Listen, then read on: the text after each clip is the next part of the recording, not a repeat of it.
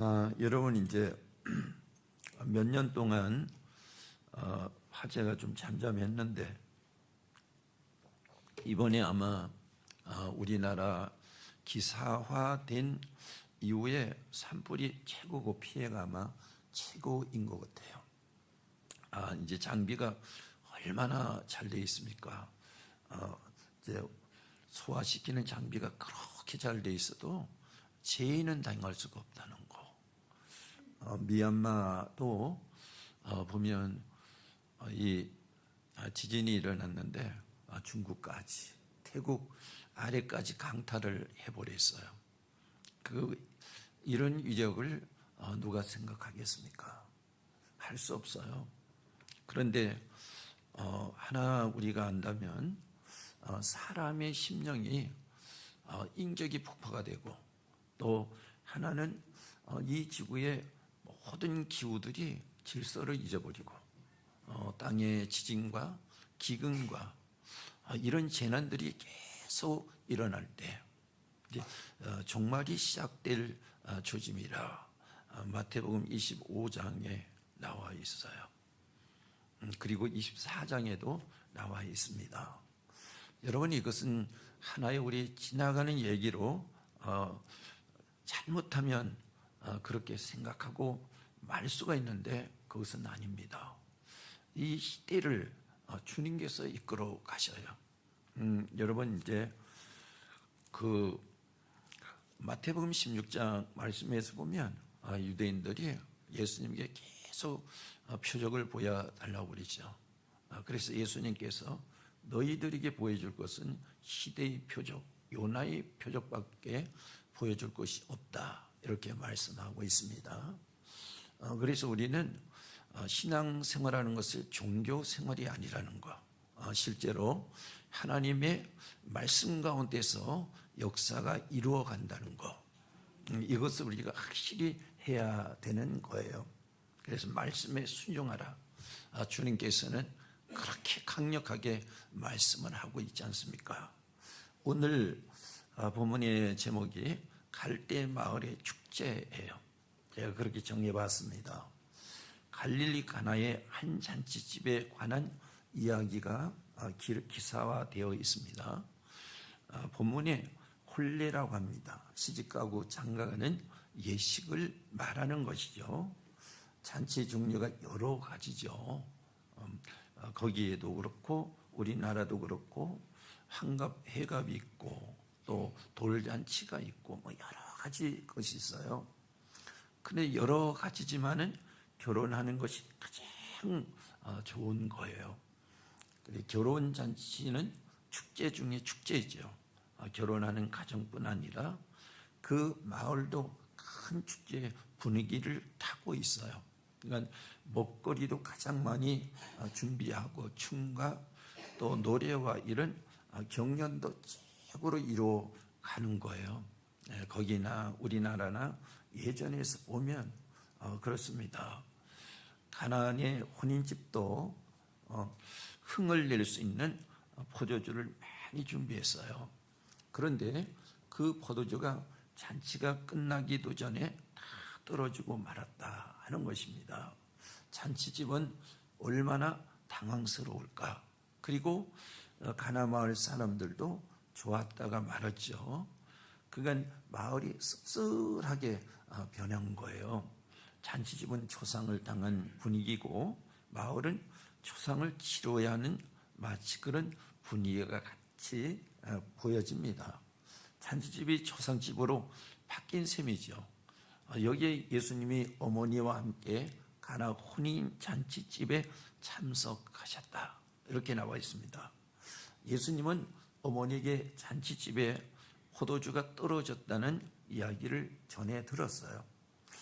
예수님은 잔치를 돕던 하인들에게 포도주가 떨어진 항아리에 여섯 항아리에 맹물을 가득 채워라, 이렇게 말씀하셨습니다. 하인들은 물을 아기까지 채웠습니다. 그러자 맹물이 포도주가 되었습니다. 다시 축제가 진행되는 것입니다. 그래서 가나 잔치집은 많은 사람이 모이는 집이었다. 그걸 보게 됐죠. 왜냐하면 포도주가 떨어질 정도로 많이 모였다. 그걸 우리가 볼 수 있잖아요. 예수님이 공생애를 막 시작하셨을 때, 막 사역을 시작하셨을 때, 요한복음 1장 말씀에서 보니까 막 시작한 이튿날 제자들을 불렀어요. 요한복음 1장 29절에 이튿날 요한이 예수님께서 자기에게 나오심을 보고 1장 37절에 두 제자가 그의 말을 듣고 예수를 따르거늘 그랬죠. 이튿날은 제자들 불렀어요. 3일 되는 날 여기에 일어나는 일이에요. 요한복음 2장 1절에 사흘째 되던 날 갈릴리 가나에 혼례가 있어 예수의 어머니도 거기 계시고 그랬어요. 여기 혼인잔치집은 예수님이 사역을 시작하신 이튿날 3일날 되는 날이다. 여러분 마태, 마가, 누가복음은 순서 없이 기록이 되어 있어요. 그런데 요한복음은 이 사건의 순서대로 기록이 되어 있거든요. 그러니까 첫째 날, 둘째 날, 그러니까 1장, 2장, 3장, 4장 이렇게 순서대로 딱 기록이 된 것이 바로 요한복음이에요. 그래서 2장 말씀 1절에 사흘 되던 날 가나 혼인 잔치가 벌어졌어요. 근데 여기에 혼인집에 사람들이 모였어요. 이 혼인집에는 예수님의 제자들도 같이 갔고 마을 사람들도 모였습니다. 그러니까 여기 가나 혼인 잔치집에는 많은 사람들이 모였다. 많은 사람들이 모인 이유가 무엇일까? 신랑이 있기 때문에. 여러분 신랑집에서 그 당시에 되게 중점적으로 잔치가 진행이 되는 거예요. 그러니까 당시에는 신랑집에서 이렇게 잔치가 베풀어졌고 이 집의 제자들이 모인 것은 선생님인 예수님이 이 집에 오셨기 때문에 모인 것이고 이 집의 잔치가 벌어지는 천국을 예표하고 있다는 거예요. 그러니까 신랑인 예수님의 집에 신부인 성도가 있다 이거예요. 그 잔치를 축복하러 모인 천사를 예표하는 하인들도 여기에 있다. 하인들은 섬기고 축복하러 이렇게 섬기는 자들이에요.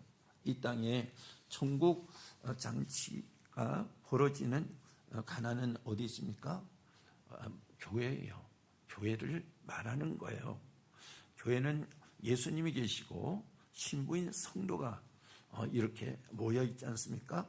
잔치를 섬기는 천사와 같은 우리 찬양팀도 있고 성가대도 있고 그리고 음식을 준비하는 이제 우리 삼측의 마르다들도 있지 않습니까? 거기는 우리 성근순 집사님 일부 예배하고 올라가고 또 거기 식사로 이렇게 섬기는 마르다들이 있는 거예요. 하나님의 나라와 성도를 위해서 기도하는 장로도 있고요. 그리고 하나님의 말씀을 받아서 전하는 목사도 있고요. 교회는 그래서 잔치집이다. 많이 모여서 잔치를 즐기고 있는 것이다 하는 것입니다. 잔치집이기 때문에 온 마을 이 사람 저 사람 다 모이는 것이지 않습니까? 그러니까 우리가 우리 그룹대로 모이는 것이 아니고 진짜 잔치는 아이들도 모이고 멀리서도 모이고 어른도 모이고 이런저런 사람들이 다 축하하기 위해서 모이는 거잖아요. 교회가 바로 교회 묘미가 무엇이냐면 아이가 모이고 어른이 모이고 다 같이 모여서 예배하면서 여기는 세상에 일하고 저 일하는 사람도 모이고 이제 계층 간의 사람들이 계층으로 모이지 않고 다 모이는 거죠. 그래서 진짜 정말로 영적인 축복의 장소가 교회라는 거죠. 계층 간의 문제가 아니고 이것은 하나님 안에서 생명 간의 하나로 모이는 것이 바로 이게 잔치고 축제라고 하는 것을 말하고 있습니다. 그래서 교회는 요즘엔 구분을 지어놨지만은 예전에 구분이 없었어요. 이제 여자나 남자나 아이나 어른이나 모든 사람들이 다 모이지 않습니까? 그래서 같이 예배를 하지 않습니까? 그리고 성찬이 무엇입니까? 성찬하는 것을 한 덩어리를 가지고 이 사람 저 사람 뛰는 거잖아. 포도주가 무엇입니까? 생명을 의미하잖아요. 한 그릇에 돌아가면서 마시지 않습니까? 여기는 하나님 안에서 구원을 얻은 사람들이 나누는 삶을 이야기를 하고 있단 말이죠. 오늘 여기 가나의 오늘 혼인잔치집은 세상을 이야기하지만 그러나 하늘나라에 바로 이 성도들의 모여서 나누는 축제를 말하고 있죠. 그래서 예수님께서 여기 가나 혼인잔치집의 주인공이 되시는 거잖아요. 주인공이 예수님이기 때문에 예수님의 중심으로 이렇게 모이는 것을 말하고 있는 거예요. 계시록 21장 2절 말씀에서 보니까 우리 다 같이 한번 여긴 보도록 하겠습니다. 또 내가 봄에 거룩한 성 새 예루살렘에 하나님께로부터 하늘에서 내려오니 그 준비한 것이 신부가 남편을 위하여 단장한 것 같더라. 신랑인 예수님과 신부인 성도가 만나서 나누는 축제예요. 얼마나 중요한 것입니까? 이 세상의 잔치도 이렇게 큰 축제로 나타내는데 하나님 나라의 이 축제 잔치, 예수님을 신랑으로 성도를 바로 신부로 묘사를 하는 이 축제야말로 이 세상에서 맛보지 못하는 정말로 성도들이 누리면서 즐기는 축제라고 하는 거지 않습니까? 여러분, 우리 소명교회가 예수님이 반드시 중심에 있어야 되고 성도들은 그 예수님을 향해서 모이는 이런 축제의 현장이 되어야 된다 하는 것입니다. 그리고 잔치하는 교회는 순종하는 교회가 잔치하는 교회다 하는 거죠. 우리 3절 말씀을 한번 보도록 하겠습니다. 포도주가 떨어진지라 예수의 어머니가 예수에게 이르되 저들에게 포도주가 없다 하니 그랬어요. 많이 모일 때 문제도 생기는 거예요. 잔치집에 포도주가 떨어졌다고 합니다. 사막의 나라 이스라엘에서 포도주는 술이 아니라 음료와 같아요. 그래 마실 물도 귀했지만 물이 있어도 오래 놔주면 변질되잖아요. 여러분, 물을 포다가 오래 놔주면 물을 못 먹어요. 물도 상한단 말이에요. 그래서 요즘에도 이제 우리 사 먹는 거 잘 정수해가지고 놓지 않습니까? 그래서 뷔페에 오폐물이 없는 거예요. 정수하지 않으면 오폐물이 있어서 상해서 못 먹는 거예요. 그래서 여기에 이 물을 포다가 오래 뒀고 그러면 변질되기 때문에 포도주를 물 대용으로 마신다. 그래서 음료로 사용하는 거예요. 그 잔치가 일주일에서 길면 2주까지 진행되는 거예요. 그러니까 낮에는 나가서 자기 일터에서 일을 하고 저녁에는 다시 잔치집으로 모이는 거예요. 모여서 저녁 먹지요. 그리고 포도주 나눠서 먹지요. 흥의 경우니까 서로 노래도 하고 춤도 추지요.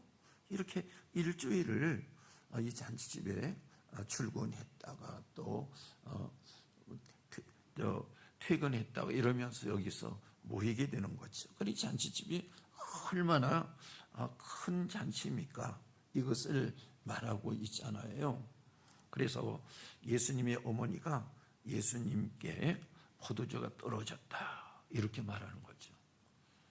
그 사람들이 이렇게 계속 매일 저녁에 와서 먹고 마시고 했는데 떨어지니까 큰 문제가 아니에요. 그 예수님에게 예수님의 어머니가 알려줬어요. 5절에 그 어머니가 하인들에게 이르되 너에게 무슨 말씀을 하시든지 그대로 하라. 예수님에게 포도주가 떨어졌다고 하고 하인들에게는 예수님의 어머니가 무엇이라고 얘기했냐면 예수님이 어떤 말을 하시든지 그대로 순종하라 이렇게 얘기를 했어요. 그러니까 우리가 부족한 것이 많으면 기도해요. 부족한 것이 많으면.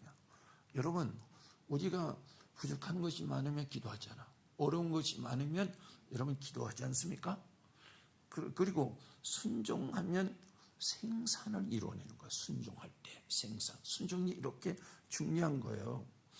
그러니까 여기에 유대인 성결 예식에 의해서 돌 항아리 6의 포도주를 가득 채우는 거예요. 이 집은 5개, 이 집은 6개 이렇게 있는 게 아니라 여기에 관습에 의해서 결혼 예식장 결혼식을 하는 집에는 항아리가 꼭 6개가 있어. 이거는 여기 정결 예식 관습에 의해서 있어. 그럼 여기는 또 포도주를 얼마나 채워야 되나? 반을 채웁니까? 아니에요. 여기 아구까지 채우는 거예요. 이게 이제 정결 예식 관습에 의해서 채우는 거예요. 근데 이놈 포도주가 사람이 너무 많이 이 집에 와서 다 떨어지잖아요. 그런데 큰 문제잖아요. 그래서 예수님께서 예수님 어머니가 예수님에 대해서 알잖아요. 그러니까 예수님이 뭐라고 하든지 하인들에게 하라는 대로 해라. 이렇게 미리 얘기를 해주지 않습니까? 그리고 예수님이 뭐라고 얘기해요? 포도주가 떨어진 그 돌 항아리에 포도주 대신 맹물을 가득 채우라 그랬잖아요. 대신 포도주 대신 물을 아구까지 6 항아리에 여기 아구까지 채우는 거예요. 정결의식대로. 네, 이제 내용만 다르고 여기에 항아리라든가 채우는 것은 똑같지 않습니까? 그럼 맹물이 포도주처럼 그 맹물을 마시라는 얘기입니까? 아니란 말이죠. 포다 부었던 맹물을 연회장에게 갖다 주라 그랬어요.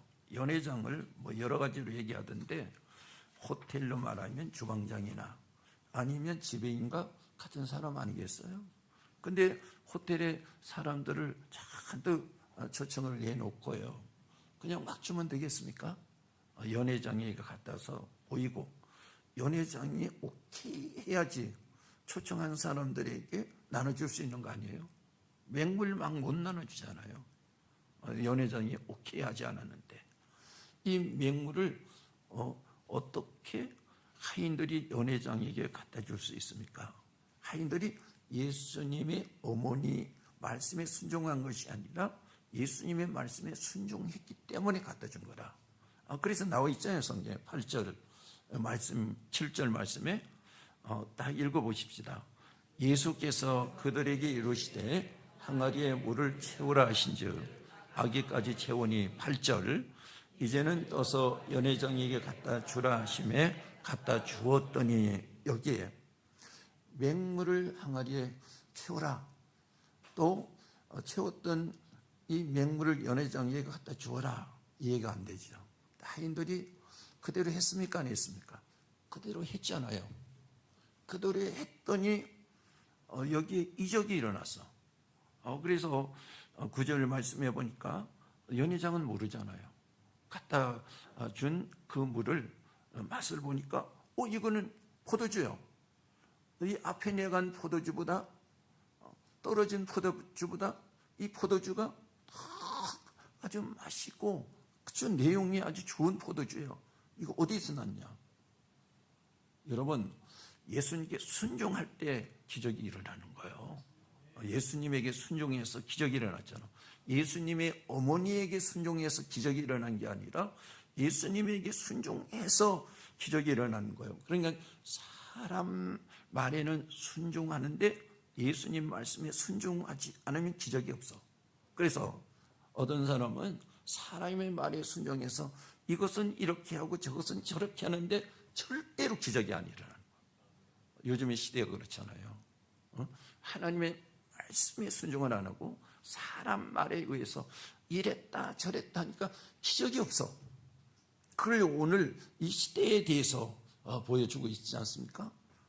만약에 내가 그랬다면 나에게 대해서 보여주고 있잖아. 저 사람은 기적이 일어났는데 나는 기적이 일어나지 않아. 저 사람은 기도의 응답이 기적처럼 일어났는데 나는 일어나지 않아. 나는 예수님의 말씀, 하나님 말씀에 순종하지 않고 사람 말에 순종하니까 기적이 없는 거예요, 이게. 그래서 기적이 없는 시대가 주님의 말씀에 순종하지 않고 사람 말에 따라서 순종하니까 기적이 없는 시대가 되어버린 거라. 이게 여러분 나는 안 그렇습니까? 나는 왜 기적이 없습니까? 주님의 말씀에 순종 안 하고 사람 말에 이랬다 저랬다 하니까 기적이 없는 거야 이게. 그리고 여기서 보여주고 있는 거잖아요. 마태복음 17장에 제자들이 사람의 말을 듣고 사람들에게 보이려고 귀신 들려 병든 한 아이를 서로 고치려고 나섰는데 기적이 없었어. 고쳐지지 않았어. 그런데 한 백부장은 다만 말씀을 하면 하옵소서 하고 순종했는데 기적이 일어났어. 마태복음 8장 8절 말씀에 보겠습니다.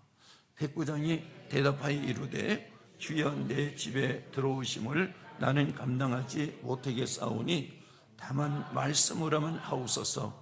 그러면 내 하인이 낫게 싸움나이다. 말씀에 순종하니까 어떻게 됐어요? 예수님의 말씀에 순종하니까 나았어. 기적이 일어났어. 여러분 신앙생활을 여러분 하시죠? 사람의 말에 더 순종합니까? 아니면 하나님의 말씀에 더 순종합니까?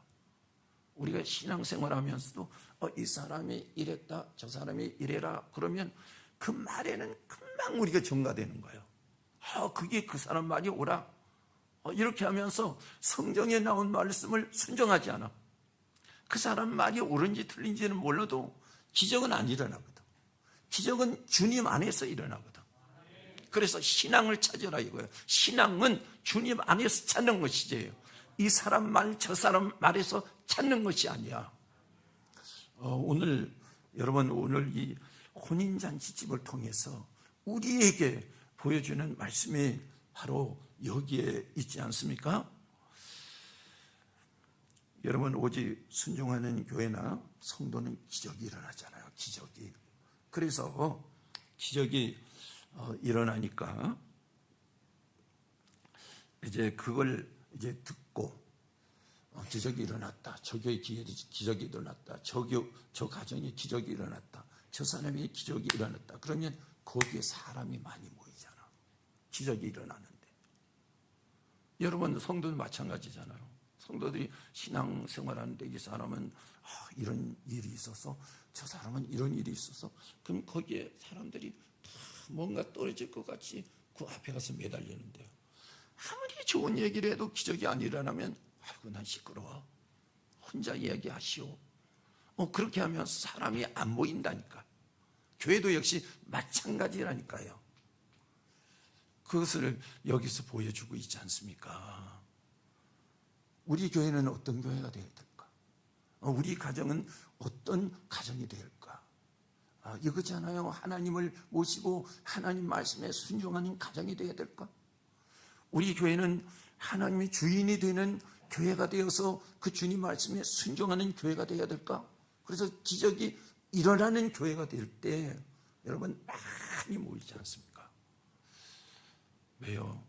주님의 기적과 역사가 있어야 된다는 거예요. 그는 그 교회가 순종함으로 일어나는 거다. 그리고 잔치하는 마을은 가나였다 얘기입니다. 요한복음 2장 1절에 갈릴리 가나에 혼례가 있었다 이렇게 나오고 있잖아요. 그 가나의 뜻은 갈대를 의미하는 지명이다. 갈대가 많은 곳이에요. 갈대는 늪지대에 많지요. 순천 갈대 말이 아니고 거기는 아주 갈대 늪이잖아요. 그죠? 엄청나다고 그러는데 저는 잘 가보진 않았고요. 그 한강이에요. 한강 이 위에가 고덕동인가요? 그쪽에 한강에 딱 가보면 갈대가 엄청 많아. 그 왜 그럴까? 거기는 이제 세면으로 이제 포장을 안 했잖아요. 그냥 놔뒀잖아. 그 옆에 물이 있으니까. 그러니까 물이 있는 곳에 갈대가 있다 이거죠. 그러니까 가나라고 하는 곳은 늪지대다 이거지. 그러니까 갈대가 많아. 여기 갈릴리, 가나, 나사렛 이렇게 돼 있어. 옆 동네예요. 근데 갈릴리는 호수가 있어서 호수를 끼고 양쪽에 아주 그래 물이 많고 비옥하잖아요. 대개 그렇잖아요. 근데 여기는 갈릴리라도 서쪽으로 여기 호수와 영향이 되지 않을 만큼 멀리 떨어져 있어. 오히려 이제 광야가 더 가까워. 그래 예수님이 사시던 예수님은 무엇을 하면서 사셨어? 아버지가 요셉인데 목수잖아요. 그러니까 그 나사렛에는 목재를 구하기 쉽다 이거요. 요즘에는 여러분 그 도로가 잘 돼 있고 차가 잘 돼 있잖아요. 뭐 저 남쪽에서 목재를 실어가지고 여기서 가공을 하면 되잖아요. 근데 그때는 도로가 없잖아. 그러니까 운반을 할 수가 없는 거예요. 이게 도로도 없고 운반할 기구도 없으니까. 근데 여기 목수였다고 하는 것은 나사렛 근간에 여기 목재들이 할 수 있는 나무가 많았다는 거예요.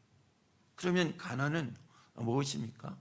늪지대니까 여기는 이제 늪지대이기 때문에 갈대가 많이 있다 이거예요.